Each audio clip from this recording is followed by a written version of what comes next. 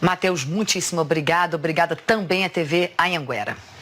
O Procurador-Geral da República, Rodrigo Janot, afirmou hoje que a Operação Lava Jato atravessa um momento crucial para ajudar, de fato, a vencer o que ele classificou de corrupção endêmica e sistemática no Brasil. Janot reuniu jornalistas para um café da manhã. Ele defendeu a Lava Jato e rebateu críticas. A repórter Raquel Porto Alegre estava lá e traz todos os detalhes para a gente. Raquel, boa tarde para você. Bom, Raquel, esse café da manhã foi recheado de assuntos e também de declarações bem marcantes do procurador. Verdade, viu, Cris? Boa tarde para você, boa tarde a todos. O Procurador-Geral da República, Rodrigo Janot, ele comentou diversos assuntos, abordou diversos temas, disse logo no começo, logo de cara, ficou muito claro que ele não iria comentar nenhum processo que corre em segredo de justiça. Por isso, ele falou aí sobre temas que estão na nossa pauta aí diariamente. Primeiro, ele falou sobre a questão do judiciário, ele disse que acredita que o foro privilegiado e a quantidade de recursos que acontecem durante os julgamentos, ele acredita que tudo isso atrapalha o andamento das investigações, de algumas investigações, de alguns processos, na verdade, atrapalha o andamento da justiça como um todo. Ele criticou, inclusive, o foro privilegiado em relação à quantidade de pessoas que estão sob o manto do foro privilegiado. Segundo ele, são 22 mil autoridades que têm foro privilegiado no país. E ele diz que isso precisa ser, de alguma forma, também revisto, porque ele acredita que esses dois, o sistema recursal e o foro privilegiado, são os maiores problemas nesse momento que impedem a justiça andar mais rápido. Ele falou também sobre o Congresso Nacional, o fato de o Congresso Nacional ter lá dentro parlamentares que nesse momento são investigados, seja na Lava Jato ou em outras operações. Ele falou que, apesar de acontecer isso, de haver parlamentares sendo investigados, a relação que o Ministério Público e o Congresso estão mantendo até hoje é uma relação institucional, que é uma relação tranquila e que as instituições, apesar do andamento das investigações, as instituições estão funcionando plenamente sem nenhuma interferência. Ele foi questionado se havia possibilidade do Congresso estar legislando em causa própria. Aí ele fez uma comparação à Operação Mãos Limpas, que aconteceu na Itália, e citou o procurador Antônio De Pietro. Ele disse que o procurador, ele fez uma tradução lá rapidinha, ele disse que o procurador dizia o seguinte, que quando criança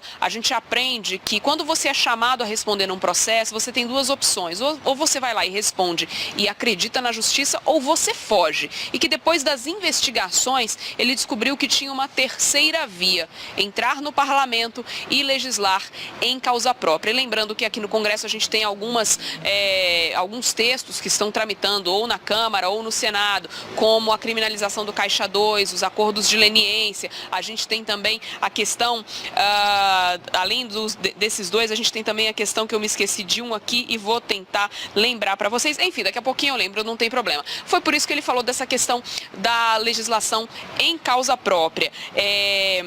Abuso de autoridade, que era o que eu estava procurando, né? E aí ele comentou também esses três temas. Ele falou o seguinte, abuso de autoridade, a lei realmente é antiga, de 1965. Ele disse que necessita sim de uma atualização, é necessário, mas que é preciso deixar especificado que tipo de abuso de autoridade está sendo cometida, né, nesse texto, nessa lei, porque senão, segundo ele, fica diretamente na mão do juiz. Sobre Caixa 2, ele disse o seguinte, a lei penal não retroage, então não adianta querer que a criminalização do Caixa 2 valha lá para trás, volte no tempo como querem alguns deputados. Ele disse o seguinte, a anistia só vai prejudicar a investigação. E sobre Lava Jato, especificamente, ele falou o seguinte, que a Lava Jato não tem endereço certo, não adianta dizer que persegue partido Y, Z, X. Ele disse que a Lava Jato atinge todos os partidos políticos, todos os grupos, não tem um grupo específico que esteja sendo, entre aspas,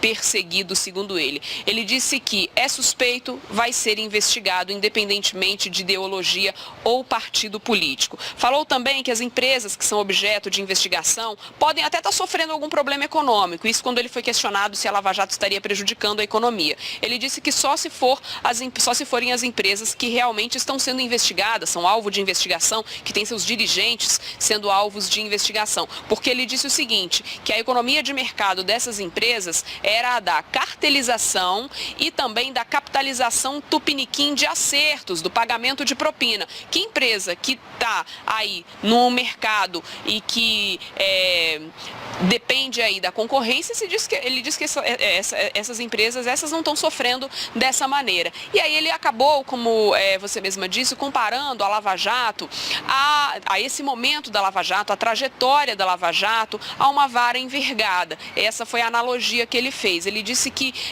nesse momento, se chegou a um momento que é preciso quebrar essa vara, ou seja, ele não acredita que a Lava Jato vai acabar com a corrupção do país, ou, enfim, né, que a corrupção nunca mais vai existir. Ele falou que a Lava Jato está combatendo uma corrupção endêmica, e se chegou num ponto que ou se acaba com isso, ou seja, se quebra essa vara, usando a analogia que ele falou, ou se soltar essa vara, ela vai voltar com uma força muito forte. Vamos tentar entender um pouquinho melhor essa analogia que o procurador fez? Vamos ouvir. Ninguém tem a ilusão de que essa investigação vai acabar com a corrupção no país. Não vai acabar, né? O que a gente tem é que controlar essa corrupção endêmica. Não tem nenhum herói aqui, não tem nenhum Deus, não tem nenhum santo que vai de um passe de mágica dizer agora o Brasil virou o paraíso, né? Não. O enfrentamento é para que possamos controlar essas atuações de corrupção endêmica. E nisso aí eu acho que a Lava Jato vai ajudar, sim, com certeza, né? Quando eu me refiro à vara que está vergada, é que nós estamos em um nível em que nós estamos por vencer o limite dessa corrupção endêmica. Então é nesse sentido que eu digo que a gente tem que quebrar a vara.